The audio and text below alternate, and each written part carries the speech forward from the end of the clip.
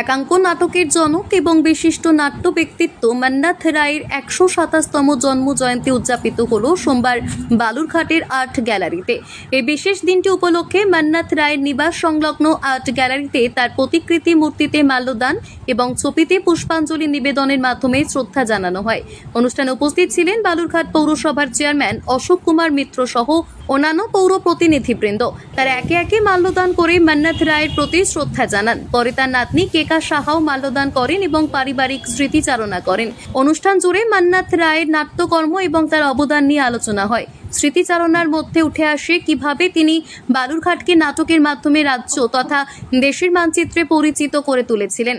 শুধু নাট্যকার হিসেবেই নয়, তিনি একসময় বালুরঘাট পৌরসভার চেয়ারম্যানের পদও সামলেছেন সুনামের সঙ্গে। নাটকের শহর, শিক্ষার শহর নামে খ্যাত বালুরঘাটে মান্নাথ রায়ের অবদান আজও শ্রদ্ধার সঙ্গে স্মরণ করা হয়।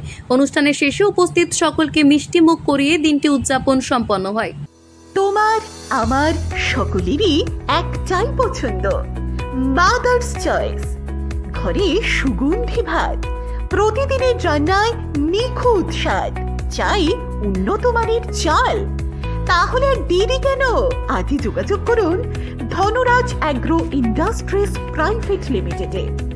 আমরা আনি আপনার টেবিলে খাঁটি ও মানসম্মত চাল মাদার্স চয়েস নামে। একবার ব্যবহার করুন, আর ফিরে তাকাতে হবে না। বিশ্বাসে গড়া গুণগত মানে সেরা মাদার্স চয়েস। মা যেমন চান, চাল তেমনই।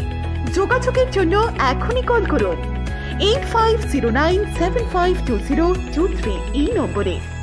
মাদার্স চয়েস শুধুই সেরা নয়, সবার প্রথম পছন্দ।